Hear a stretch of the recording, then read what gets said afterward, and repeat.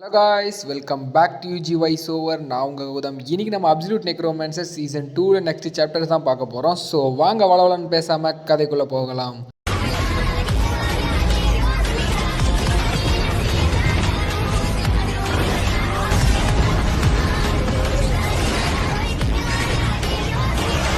போன சாப்டர் எதோட முடிச்சிருந்துருப்பாங்கன்னு பார்த்தீங்கன்னா, அந்த ஏஞ்சல் பொண்ணு நம்ம தலைவி ஹாயிவா உன் குடும்பத்தை எரிச்சது நான் தான் அப்படின்ட்டு சொல்லிட்டு இருந்திருப்பா. நம்ம தலைவியும் அவனோட வெறியெல்லாம் கண்ட்ரோல் பண்ணிக்கிட்டு இருந்திருப்பா. அதோட தான் போன சாப்டர் முடிச்சாங்க.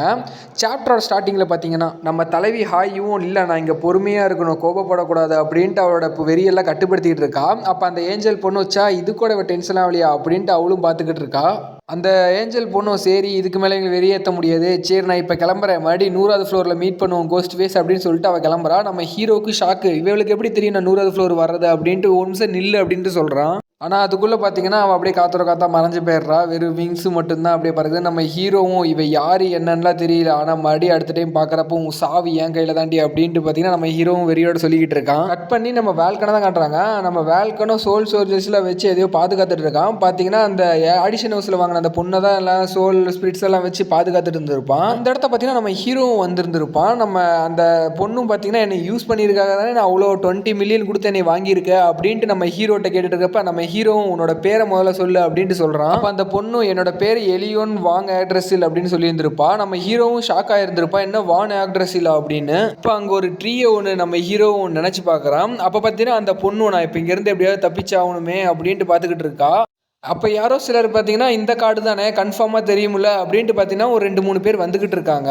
அப்போ நம்ம ஹீரோவும் இவ ஹை இனத்தை பேரை சொல்கிறா. அப்போ இவ கண்டிப்பாக ஹை எல்ஃபாக தான் இருக்கணும். ஆனால் இவன் உடம்புலேருந்து எப்படி டார்க் எனர்ஜியெல்லாம் ரிலீஸ் ஆகுது, இவ எப்படி டார்க் எல்ஃபாக மாறி இருந்திருப்பா, கண்டிப்பாக அவளை யாரோ மாற்றி இருந்திருப்பாங்க, அவன் மேலே இவன் ரொம்பவும் வெறியோட இருக்கா அப்படின்னு நம்ம ஹீரோ சொல்லிக்கிட்டு இருக்கான். நம்ம ஹீரோ இவளை எப்படியாவது நம்ம கில்டில் சேர்த்தாகணும் அப்படின்ட்டு சொல்லிட்டு இருக்கான். அப்போ அந்த பொண்ணு நம்ம இங்கேருந்து எப்படி போயிடுறது அப்படின்ட்டு அவளும் பார்த்துக்கிட்டு இருக்கா.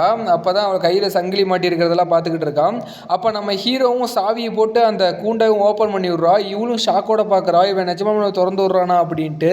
அப்போ நம்ம ஹீரோவும் உங்ககிட்ட சில கேள்வி கேட்க வேண்டியதாக இருக்குது அப்படின்ட்டு சொல்கிறான். அப்போ அந்த பொண்ணு அதுக்குள்ளே நான் அந்த சாவியை பிடிக்கிட்டு நான் ஓடணும் அப்படின்ட்டு பார்த்தீங்கன்னா சாவியை பிடுங்க வரா. ஆனால் நம்ம ஹீரோவும் அசால்ட்டாக அந்த சாவி மேலே தூக்கிட்டு கீழே விழு வச்சிடறான். அப்போ நம்ம ஹீரோவும் உனக்கு என்ன தோக்கடிக்கிறவர்களுக்கு ஸ்ட்ரென்த்து கிடையாது அப்படின்ட்டு சொல்கிறான். அப்போ அவளும் எதுக்கு என்னை 20 மில்லியன் கொடுத்து வாங்கின, தேவையில்லாமல வாங்கின, ஏதாவது யூசேஜ் வச்சிருப்பல அப்படின்ட்டு டபுள் மீனிங்கில் பேசுகிறா. அப்போ நம்ம ஹாயும் இவன் இப்படிலாம் பேசுகிறான், மீகோ நீ இதெல்லாம் கேட்காத அப்படின்ட்டு மீகோட காதை புத்துறா நம்ம தலைவி ஹாயும். இங்கே இப்படி பேசியிருக்கிறப்ப தூரத்தில் பார்த்தீங்கன்னா ஃபயராக பிளாஸ்ட் ஆகிற சீனை காட்டுறாங்க. அப்போ நம்ம ஹீரோவும் அங்கே ஏதோ ப்ராப்ளம் போல் வேல்கனுக்கு நீ போய் ஹெல்ப் பண்ண ஹாயு அப்படின்ட்டு சொல்லிட்டு இருக்கான். நம்ம வேல்கனும் பார்த்தீங்கன்னா இங்கே இருக்கிற நிறைய கில்டு மெம்பர்ஸே சண்டை போட்டுக்கிட்டு இருக்கான். நம்ம வேல்கனும் பயங்கரமாக சண்டை போட்டு எங்களை வரவிடாமல் தடுத்துக்கிட்டு இருக்கான். அப்போ நம்ம ஹீரோவும் சீக்கிரமாக போ ஹாயு, வேல்கனுக்கு உன்னோட உதவி தேவை அப்படின்னு சொல்கிறப்ப நம்ம மீகவும் ஐயா ஜாலி நம்ம ஃபைட் பண்ண போகிறோம் அப்படின்ட்டு 2 பேரும் போகிறாங்க. ஆனால் நம்ம தலைவி ஹாயும் ஒரு மாதிரி பார்த்துக்கிட்டு தான் போகிறா. அப்போ நம்ம ஹீரோவும் நான் ஒன்றும் அந்த பொண்ணெல்லாம் பண்ண மாட்டேன் அப்படின்ட்டு சொல்கிறான். அப்போ நம்ம ஹீரோவும் சரி இப்போ நம்ம பேசுவோமா அப்படின்ட்டு கேட்குறான். அப்போ அந்த பொண்ணும் சரி சரக்கு இருக்கா அப்படின்ட்டு கேட்குறா. அப்படியே சரக்கு அடிச்சு ஜாலியாக பேசுவோம் அப்படின்னு சொல்லிட்டு இருக்கா. அப்போ நம்ம தலைவி ஹாயும் பார்த்தீங்கன்னா இங்கே வந்தவங்களை பயங்கரமாக ஃபைட் பண்ணுறாங்க. நம்ம வேல்கனோட ஸ்பிரிட்டையெல்லாம் வச்சுக்கிட்டு வரவங்களெல்லாம் சும்மா சுற்றி அடிக்கிறான். இப்படி இவங்க ஃபைட் பண்ணுற இடத்துல பார்த்தீங்கன்னா ஃபுல்லாக டார்க் எனர்ஜியாக ஸ்பிரிட் ஆகி காமிச்சிட்டு இருக்காங்க. அதுக்கப்புறம் 2 சரக்கு பாட்டில் தான் காமிக்கிறாங்க. அந்த பொண்ணும் பார்த்தீங்கன்னா அப்படியே சரக்கு அடிச்சுட்டு அவனோட கதையை அப்படியே நம்ம ஹீரோ கிட்டையும் சொல்ல ஆரம்பிக்கிறான். நம்ம ஹீரோவும் என்ன ஏதுன்ட்டு கேட்டுக்கிட்டு இருக்கான். அந்த பொண்ணும் அப்படியே சரக்கு அடிச்சுக்கிட்டு நீ எப்பயாவது உன்னோட சொந்த அப்பாவோட வயித்தையே கிழிச்சிருக்கியா அப்படின்ட்டு கேட்குறா. நம்ம ஹீரோவும் என்ன அப்படின்ட்டு ஷாக் ஆகிறான். இப்போதான் கதை சொல்ல ஆரம்பிக்கிறாங்க. அப்போ யாரோ பார்த்தீங்கன்னா ஒருத்தரோட வயிற்றை குத்தி கிழிக்கிறாங்க. அப்போ அவனும் பார்த்தீங்கன்னா இன்னும் ஸ்ட்ராங்காக குத்தி அதை ஓப்பன் பண்ணு அப்படின்ட்டு சொல்கிறா. அப்போ அவளும் பார்த்தீங்கன்னா குத்தி கிழிக்கிறா. அந்த பொண்ணும் பார்த்தீங்கன்னா மனசை கடலாக்கிக்கிட்டு அப்பா வயிற்றை இன்னும் கிழிக்க ஆரம்பித்து அதுக்கு உடம்புக்குள்ளேருந்து பார்த்தீங்கன்னா ஒரு பால் மாதிரி கோர் மாதிரி எடுக்கிறாங்க. அவன் இந்த அப்பாவும் சொல்கிறாரு இதை அப்சர்வ் பண்ணி நீ தான் எல்ஃப் கூட்டத்துக்கு இப்போ ஹெட்டாக மாற போகிற அப்படின்ட்டு சொல்லிக்கிட்டு இருக்கா. அப்போ யாரோ பார்த்தீங்கன்னா கத்திக்கிட்டு வந்துட்டு இருக்காங்க. அந்த எலியோனை எப்படியாவது பிடிங்க அப்படின்ட்டு பார்த்தீங்கன்னா அவன் பிரதராக தான் இருப்பான். அவன் ரொம்ப அடிபட்டு அந்த இடத்துல உட்காந்துருக்கா பாரு, அவளை பிடிங்க அப்படின்ட்டு சொல்கிறான். இந்த அண்ணங்காரன் பார்த்தீங்கன்னா சொந்த இனத்துக்கே துரோகம் பண்ணிட்டு அந்த 4 ராயல்ட்டிஸில் ஒன்னால சேர்ந்துருப்பான். சேர்ந்தது மட்டும் இல்லாமல் தன் இனத்தையே அழிக்கிறதுக்காக இப்போ வந்துகிட்டு இருக்கான். அப்போ நம்ம எலியோன் அப்பாவும் சீக்கிரம் எலியோன் அதை எப்படியாவது சாப்பிடு அப்படின்ட்டு சொல்கிறப்ப கரெக்டாக பார்த்தீங்கன்னா ஒரு அம்பு வந்து அவரோட தொண்டையிலே நுழையுது. அவரும் பார்த்தீங்கன்னா அதே இடத்துல இறக்குறாரு. அப்போ எலியோன் கையில் வச்சிருந்த கோரை யாரோ பார்த்தீங்கன்னா அம்பை விட்டு அழிக்கிறாங்க. அது யாருன்னு பார்த்தீங்கன்னா அந்த ஆடிஷன் ஹவுஸில் ஒரு ஏஞ்சல் வந்திருப்பா இல்லையா, அவள் தான் இங்கே வந்திருப்பா. அதனால தான் அந்த ஏஞ்சலை பார்த்து நம்ம ஹெலியோன் அந்த டார்க் எல்ஃபும் ரொம்ப கோவம் போயிட்டு இருப்பா போல. இவ ஐ எல்ஃபா தான் இருந்தா, இப்போ எப்படி டார்க் எல்ஃபா இருக்க மாறினா அப்படின்னு காட்டுறாங்க. அந்த ஏஞ்சல் தான் இவன் உடம்புல பார்த்தீங்கன்னா நிறைய டிமாக் எனர்ஜி எல்லாம் இவன் ஃப்ரெண்டு கிட்ட இருந்து வாங்கிட்டு வந்து இவ உடம்புல செலுத்தி இருப்பா. அவளும் சொல்றா, இந்த டிமானிக் எனர்ஜியால நீ இப்போ ரொம்ப டார்க் எல்ஃபா மாற போற, அதுவும் இல்லாமல் எனக்கு ஒரு பப்பட்டா நீ மாற போற அப்படின்னு சொல்லிக்கிட்டு இருக்கா. அந்த டிமானிக் எனர்ஜியால இவளும் வழியில துடிக்கிறா. அதுக்கப்புறம் தான் ஸ்லேவா மாதிரி இந்த மாதிரி ரொம்பவும் கஷ்டப்பட்டிருக்கேன் அப்படின்ட்டு பார்த்தீங்கன்னா நம்ம ஹீரோ கிட்ட இந்த கதையை சொல்லிக்கிட்டு இருக்கான். அப்போ நம்ம ஹீரோவும் இந்த மாதிரி வேலையெல்லாம் ஹை பீஸ்ட் லெவலில் இருக்கிறவங்கள்ட்டலாம் காட்ட மாட்டாங்க, இந்த மாதிரி சின்ன சின்ன கிளைண்ட்ஸ்கிட்ட தான் காட்டுவாங்க. இந்த வேலையை பண்ணது யாருன்னு எனக்கு தெரியும் அப்படின்ட்டு பார்த்தீங்கன்னா நம்ம கெயினை நினச்சி பார்க்குறான். ஏன்னா இந்த மாதிரி அவங்க கூட்டத்துக்குள்ளேயே துரோகியெல்லாம் பேசி மயக்கிறது அவனால் மட்டும்தான் முடியும் அப்படின்ட்டு நம்ம ஹீரோ நினச்சிக்கிட்டு இருக்கான். அப்போ அந்த எலியன் பொண்ணு இதுதான் என்னோட சேட் எண்டிங்கான ஸ்டோரி அப்படின்னு சொல்கிறா. அப்போ நம்ம ஹீரோ கிட்ட வந்துட்டு என்னது இதுதான் என்னோட எண்டிங்கா, அப்போ உன்னை இந்த நிலைமைக்காக யாரையும் நீ பழி வாங்க போகிறது இல்லையா, ரிவேஞ்ச் எடுக்க போகிறது இல்லையா அப்படின்னு நம்ம ஹீரோவும் கேட்குறான். கட் பண்ணி நம்ம தலைவி ஹாயுவை தான் காட்டுறாங்க. நம்ம தலைவி ஹாயுவை அங்கே இருக்கிறவங்களாம் அடித்து போட்டு ரொம்பவும் டயர்டாக இருக்கா. அதுக்கப்புறம் நம்ம ஹீரோவை பற்றி நினச்சி பார்த்துட்டு இருக்கா. இந்த மாதிரி அவன் மயக்கி இருப்பாளோ நம்ம ஹீரோவை அப்படின்ட்டு பார்த்தீங்கன்னா அவளும் பார்த்துக்கிட்டு இருக்கா. இப்படி இவன் நினச்சி பார்த்துட்டு பின்னாடி ஒரு ஆர்க் வரதை அவள் கவனிக்காமல் விட்டுறா.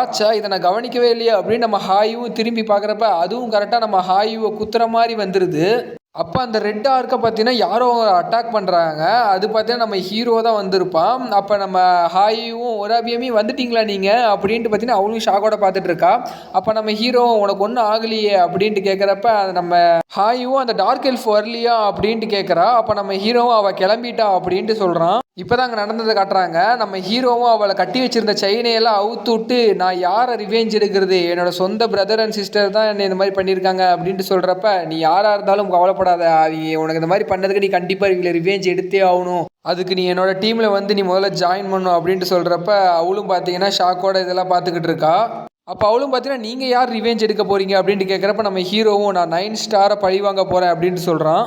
அப்போ அந்த பொண்ணு நீங்கள் அவங்களே எதிர்க்க போகிறீங்களா, சரி அப்போ என்னால் இப்போ உங்கள் டீமில் ஜாயின் பண்ண முடியாது, இப்போ நான் உங்கள்கிட்ட டீமில் ஜாயின் பண்ணால் நான் உங்களுக்கு தொல்லையாக தான் இருப்பேன், எப்போ உங்கள் அளவுக்கு நான் பவர்ஃபுல்லாக மாறுறனோ அப்போ வந்து உங்கள் டீமில் ஜாயின் பண்ணிக்கிறேன் அப்படின்ட்டு பார்த்தீங்கன்னா அவளும் மேலே பறந்துக்கிட்டு இருக்கா.